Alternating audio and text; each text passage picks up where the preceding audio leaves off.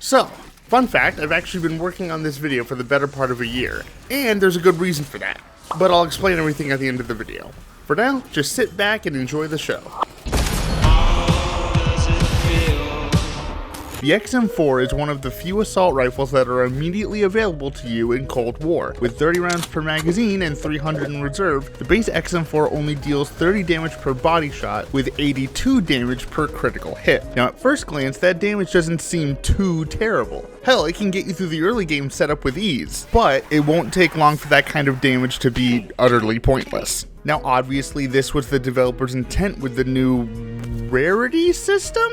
Sure, we'll call it that. The idea being that any weapon could continue to be upgraded throughout your run in order to stay somewhat relevant, even in the later rounds. And for the most part, I think the system works really damn well. The problem is that the XM4 specifically doesn't seem to scale that well between each rarity. For example, the XM4 needs to be tier 3, that's blue rarity, by exactly round 10 in order to be on par with the amount of health that zombies will have by that point. Anything less, and you'll be spending the entire magazine on one zombie. So let's see, tier 3 damage, that's 1500 salvage that could've, and honestly should've, been spent on things like armor upgrades, or decoy grenades, or stim shots, or C4s. And keep in mind, tier 3 damage on round 10 is only on par with normal zombies. We haven't even gotten to the fucking megaton yet.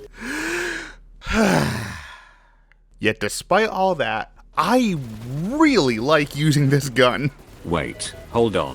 What about the monster closet that gives you a tier 5 upgrade? Oh, absolutely. That Easter egg destroys any of my previous critiques about the weapon. However, it doesn't seem like it's very solo friendly. And the whole point of these videos was to show how one player could best utilize any weapon. Because let's be honest, if you've got 3 skilled players backing you up, any weapon can become viable. So let's say you're just like me, a solo player who's really confused about where this gun stands. Let's start with perks, and seeing as how the dancing coffin Easter egg always gives you a free juggernog, I recommend prioritizing Deadshot Daiquiri, followed by Quick Revive or Stamina. Because since there's no longer a limit on how many perks you can have, the way they chose to mitigate this is the more perks you have, the more expensive it will be to buy a new one. So it's really up to you whether you want faster health regen, or to have better mobility while dealing with large groups of enemies. Speaking of dealing with large groups of enemies, for your field upgrades, I recommend Aether Shroud, Energy Mine, or Ring of Fire, as both Ring of Fire and Energy Mine have great killing potential once they're max level, and Aether Shroud is just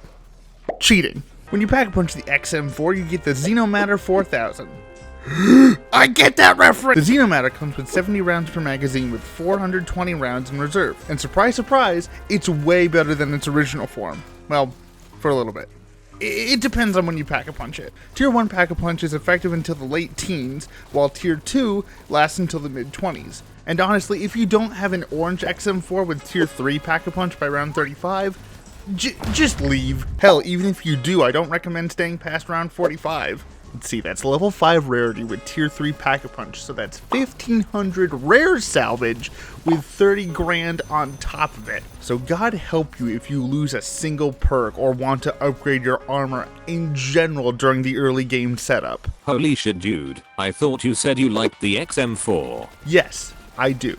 Because for as much as this gun asks of you, you will get just as much, if not more, out of it. Or maybe you don't. Who knows? Maybe I'm just being a dipshit. Certainly wouldn't be the first time. Look, my point is I don't hate the gun itself. My problem is how it's presented. Or, like, how it could be interpreted? Let me explain. You just bought the game and you want to jump right into zombies. After loading in, the first thing you see is this.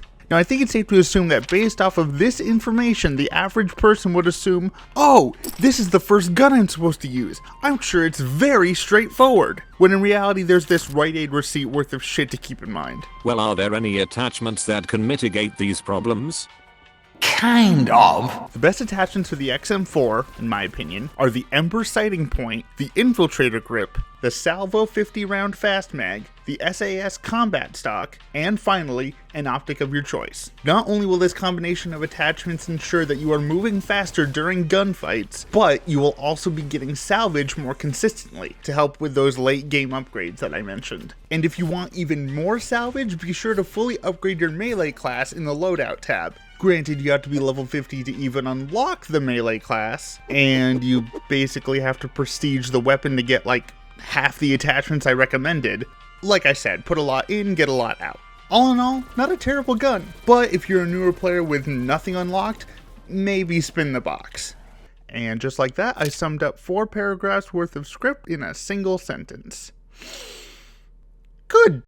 But seriously, there is a reason I haven't uploaded in a while. Since last December, I've been up to my neck in medical issues. Bursitis, scoliosis, sleep apnea, muscle atrophy. Hell, even as I'm recording this, I just recovered from a week-long nasal infection after I got done recovering from another week-long stomach virus. Look, my point is, I didn't forget about you guys. I've just been in and out of hospitals for the past year or so because somehow my doctors haven't been able to help me yet.